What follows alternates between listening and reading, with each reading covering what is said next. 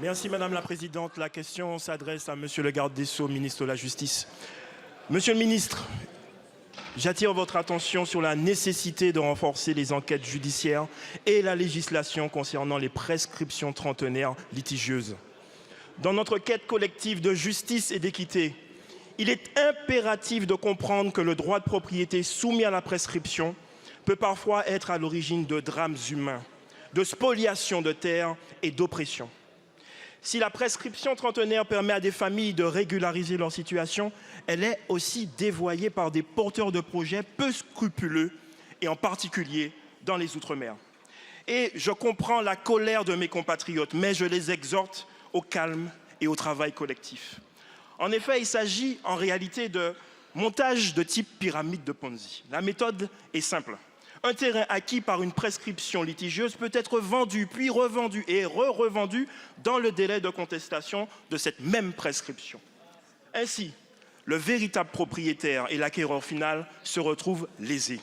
Aussi, Monsieur le ministre, des héritiers peuvent encore aujourd'hui perdre leurs droits de propriété du fait de négligence et ou d'actions frauduleuses sous fond de décisions judiciaires favorables, mais pourtant matériellement inexécutoires.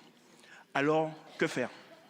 Certaines propositions sont sur la table et nous devons avancer. Alors, Monsieur le ministre, chaque effort compte, chaque geste permet d'aller vers plus d'équité et de confiance dans notre justice.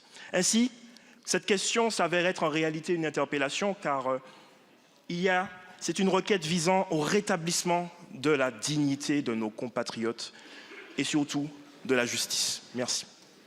Merci beaucoup, mon cher collègue. La parole est à Monsieur Éric Dupond-Moretti, garde des Sceaux et ministre de la Justice.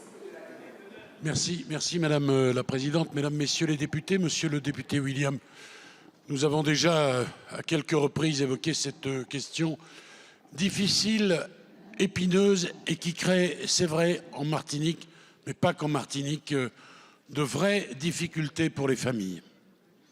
C'est un sujet technique que la question foncière en Martinique, mais cela ne doit pas masquer des réalités humaines et familiales, vous l'avez d'ailleurs rappelé, douloureuses dont compte à connaître un certain nombre de nos compatriotes martiniquais.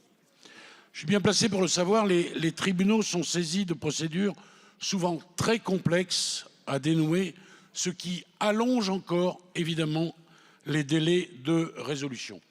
Mais sur cette question, le gouvernement précisément n'est pas inactif.